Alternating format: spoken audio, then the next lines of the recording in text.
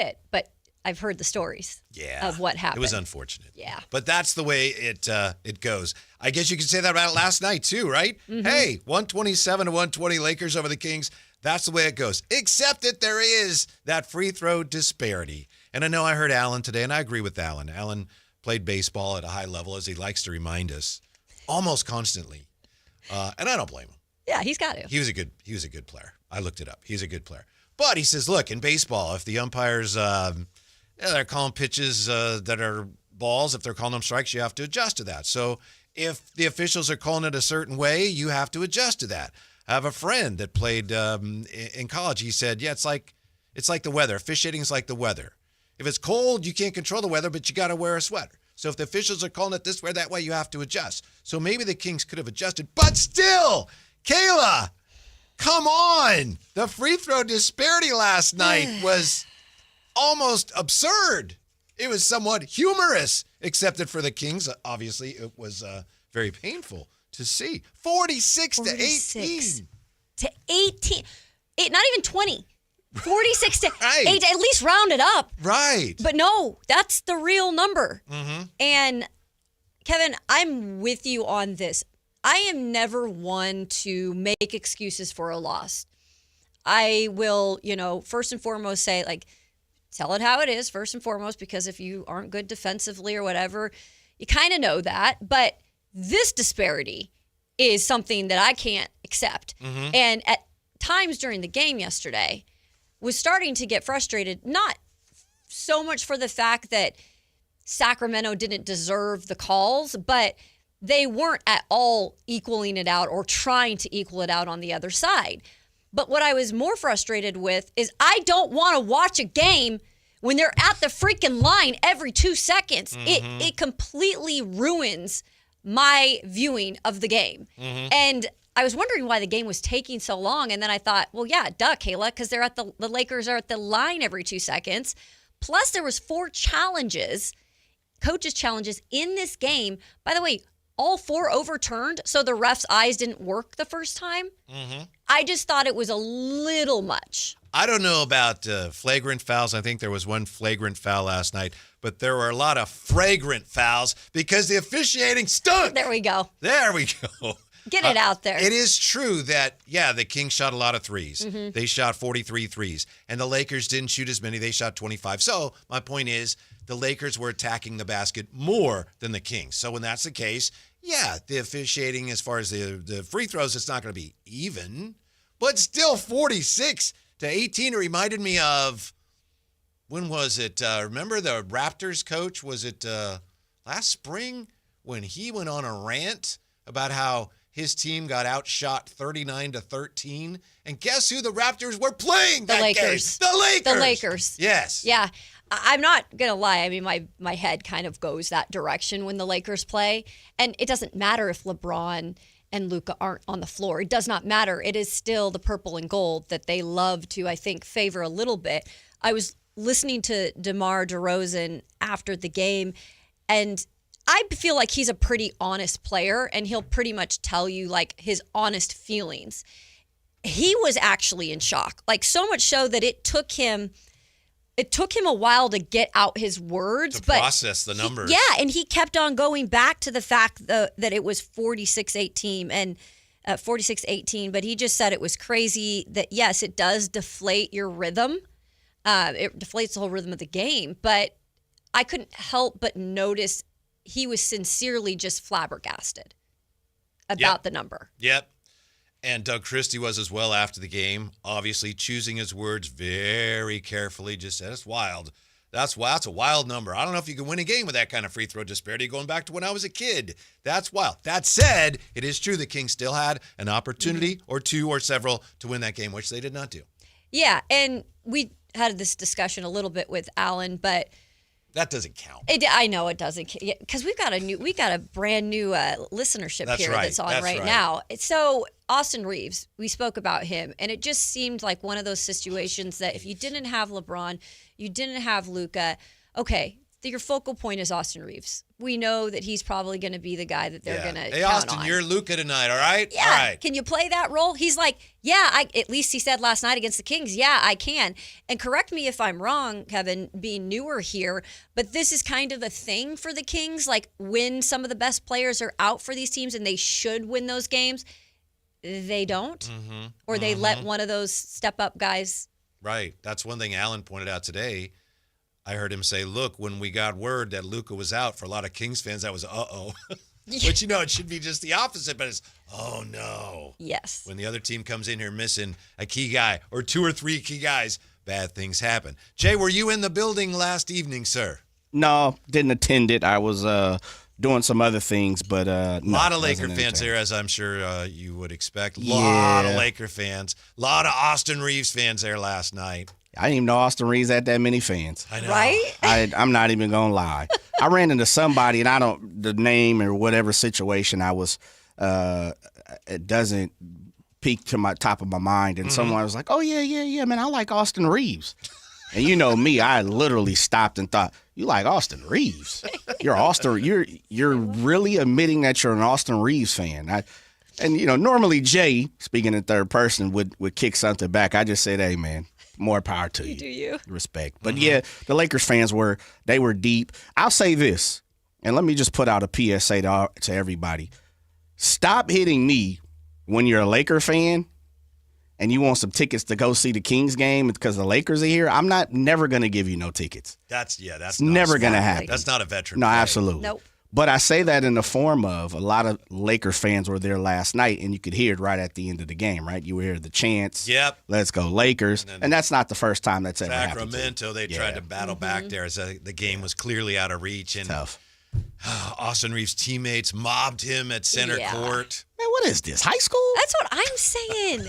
It's game 4 for them, but 5 for them. And they're jumping around like House of Pain. Well, it was a fitty burger, though. I mean, it was. And one thing I don't want to say anything on his behalf or on behalf of the Lakers, but it's a fact. The Lakers were handed many opportunities by the officials, and they did take advantage of them. They have 46 free throws, and they made 41 of them. And he, 20-something? who shall not be named, was 21 of 22. Yeah, so 20 of his points came or 21, excuse me, of his points came at the line. And again, he was at the line and he hit him. Yeah. And, I know Sacramento's still struggling a little bit when they do go to the line, even hitting those, That's true. in 12 terms of their 18. free throws. They had 18, they only made 12 of them. It's not good enough. No, you're right. You're absolutely right. The 2-3 things jumping on the free throw money is, first of all, Austin Reaves shot as many free throw attempts as he did field goal attempts, 22 apiece. He had 21 to 22, as you guys have talked about free throw wise. The Kings missed more free throws than the damn Lakers did. And they went 41 of 46, as you said. Kings went 12 of 18. Yeah. Yep. I have no clue how you can. It got to the point, and I don't know if you guys did this because maybe I was just solo dolo and thinking about it alone. I know 46 is nowhere near close to the number. When you got Wilt Chamberlain and guys like that, pretty sure those guys, the first thing popped in my mind is, those dudes probably done shot 50 free throw attempts before. Shaq shot 39 in one game of the finals once. Yes. So I go back and I look at it. He made 7. But right. True. I go back and I look at it and I'm like, well, what's the most attempts of free throws by a team? Then I had to look at it as far as how many free throws had a single person attempted. And by all means, it's in the 80s, So, but for you to, I say that for the action to even pop into my mind, for me to have to go do that research, that lets you know how astronomical 46 free throws really are. Sure. This is a 3-point shooting league. Would you guys agree? Yes. All right. You just stated, I think you just said, Kayla, the Kings shot 43 field goal attempts beyond the arc. The Lakers shot more free throw attempts. That's just nuts. Like that's what's hard in a game like this. Those numbers I can't accept. I can't. Yeah. And I was just looking up here that incident where the Toronto coach said the officiating was BS and a shame. He got fined. That was 2024, January 2024. Yeah, when he was fined $25,000. So he was trying to be Coach Doug Christie was trying to be careful, like you said, with his words, not to be hit with what was he hit with, a $25,000 fine or so? For that game, the Lakers took 36 free throws, 14 by Anthony Davis, and the Raptors took 13. Also, though, the Lakers had 23 in the fourth quarter, while the Raptors had 2. So that's wild. Coincidence that it's the Lakers? I mean, one of the reasons the Lakers get calls, one of the reasons we all think we know why they get a lot of calls, LeBron does draw a lot of fouls. AD, when he was there, he drew a lot of fouls. Neither one of them was there last night, obviously, and by quarter, the Lakers had 12 free throws in the first quarter, 9 in the second. They were 9 for 9 in the second quarter, 18 in the third quarter, and then 7 free throws in that fourth quarter. So, yeah, they had more opportunities at the line, but they did a better job of taking advantage of their opportunities. And the Kings still are nowhere near as good as they need to be at the defensive end. No, and that's what's hard right now is obviously you're out still, Keegan Murray, right? You have Domantas Sabonis back, who, by the way, I still don't think is 100%, because I do think he just wants to get back and play, and he's got that hamstring that he sat out that first game. I don't think he's 100% back. And he had 5 good fouls yet. last night, too, so he had to did. sit because of that. And so they were really changing. Doug Christie was really having to change up the lineup so much last night because of the fouls and because of players in foul trouble, that there was really no consistency with that either. And I thought in that game against Utah, the defense, I was impressed. I thought they played good defense, especially at the very end when it counted. Yeah, Schroeder was all over Keontae George. But I thought overall the defense was pretty good. At least what's the word I'm looking for? The effort on defense. This was not great.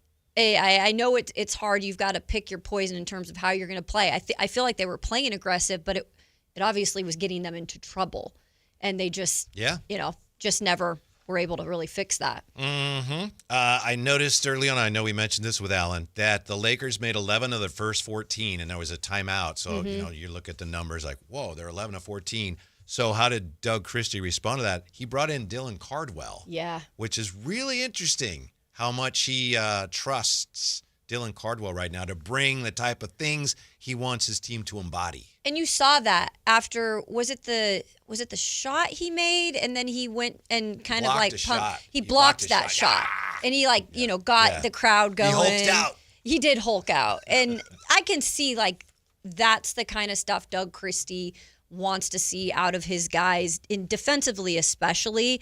Unfortunately, a guy like Keon Ellis, who was in the starting lineup for the Kings yesterday, unfortunately, he got into foul trouble so early, and then he came back and obviously fouled out. So that's another player that you just couldn't see a lot of just because of the fouls. Yeah, you had, of all the Kings' fouls, they committed 26 fouls, but it was 5 for Domas. Keon had 6 and fouled out. Malik had 4, and Dylan Cardwell had 4. Yeah. I will say this. The one King who really, I thought, consistently attacked the basket, maybe too. Schroeder always tries to get to the basket, but Russ really tried to get to the basket, and he shot 6 free throws. I thought he was great. Yeah, he only made 2 of them, but he was getting to the line. He was getting to the line, and I never would have thought he hit the 3 early on. He was 3 for 3. He was on fire early on in the 3-point. Yes. Yeah, I think he finished 4 of 6 or something. You are correct. From 3, which I know Wes is not known for we that. Have Kayla. Right. Numbers are usually not my thing, you guys, but I guess they're sticking with me with these Kings numbers. But yeah, I was impressed with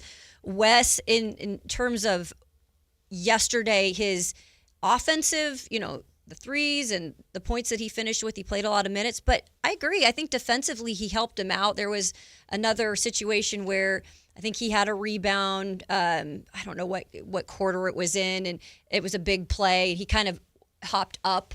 Like, we saw the leaping ability of the 36-year-old. So I thought overall I was impressed by Russell Westbrook. I think I've been more impressed than I thought I would.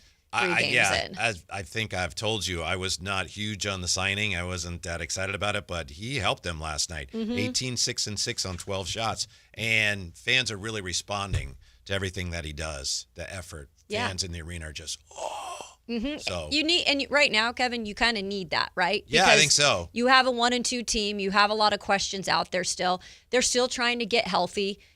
They don't have Neat Clifford either, who is more so you can help on defense when he gets back. I don't think it's complete yet, and I don't think it will ever be fully complete this year, but I don't think it's fair for us to completely come to a decision 3 games in without 2 players. of course not, but that's what we do. I know.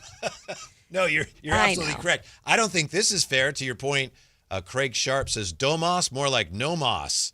Band to the Young says Domas is checked out. I'm not. You may be right, Band to the Young, but I'm not seeing that. He's playing hurt a little bit. He was kind of guarding up a little bit last night. 8's a tough cover for him. He didn't get a lot of shots. He wasn't as much a part of the offense, but that's because of the way the offense was flowing. It wasn't like he was just like sulking or anything. And he still picked up 14 rebounds.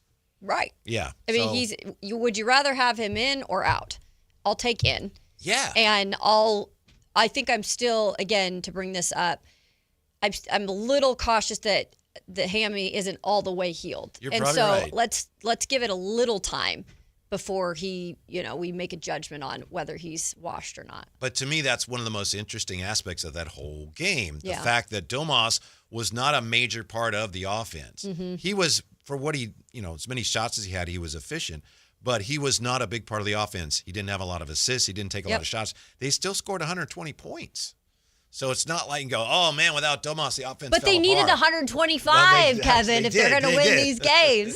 Yeah, they actually did, and they may need 125 going forward. But I just think it's interesting that Domas was not really involved in the offense as much as he typically is. And the offense still, they got up 101 shots last night. I know. Yeah. And at times, especially in that first half, they were fun to watch. I mean, and you look at the statistics in just the first half, obviously we went into the half tied at 62, but they were shooting 47.2 from field, 50% from 3, which they ended, in a good number in terms of 3, and they were out rebounding the Lakers 22-18. I think they finished in terms of rebounds I think it was 47-40. They were out rebounded. That's great, but not terrible. Bad. Yeah, it's not as bad as I think Right. we're used to them getting, dominated on the boards. But Kayla, we can't tell you how many times we've sat here the last couple of years and looked at the 3-point numbers and said, wow, the Kings got destroyed there. Last night, they were, to your point, 42% to only 32% for the Lakers. The Kings made 18 threes. The Lakers made 8, and the Kings still lost. And that's what's hard to swallow, right? That's the pill that's hard to swallow. And I get why this morning fans are waking up, and you're clearly mad about the fouls, because I guess my mind was boggled about that whole situation. But more so like, are you kidding me? We shoot that from 3 in our own building where other people usually come in and do that. We were just talking about that Friday, right? The 3 of us. Yeah, home court. Home court. And then you can't get it done.